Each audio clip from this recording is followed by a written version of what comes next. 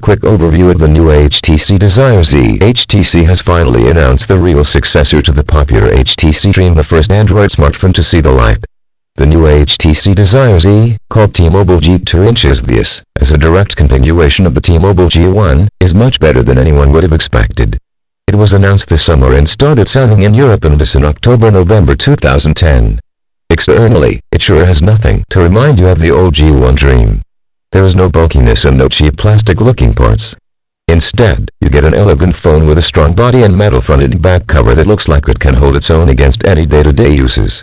Of course, the main distinction between this device and all the other releases from HTC is the QWERTY keyboard, hidden underneath the screen. The company hasn't used it since the G1 and Touch Pro 2, and now they're back with something better than ever. The keyboard feels perfect. You can easily type with your thumbs, and there's enough space between the keys to accommodate any type of fingers. The sliding mechanism is not your usual spring-loaded slide. Instead, you get an arcing motion, sort of like the G1, only vertically, and the screen piece snaps into place when it's opened or closed. It seems pretty solid, but only time will tell if they will hold. The biggest change from the G1 is, however, under the hood, or housing, if you prefer. The new G2 is the newest system on a chip, the Qualcomm Scorpion, which is faster than the Snapdragon and uses much less power. It is clocked at 800 MHz, but it should be able to easily overclock to 101.2 GHz.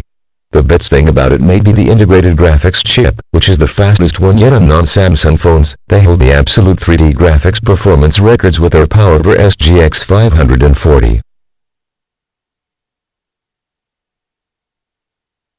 The amount of RAM has increased considerably, with the new Desire Z sporting 512 MB of RAM, which is more than enough for any apps you might want to run on it.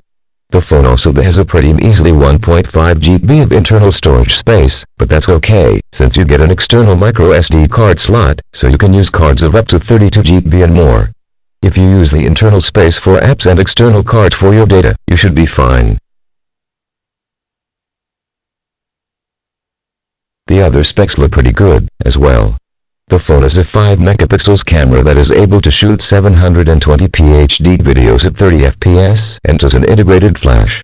It also supports 14.4 Mbps and 5.76 Mbps HSDPA and HSUPA download/plug speeds, which is great for those who live in countries that have such high speeds.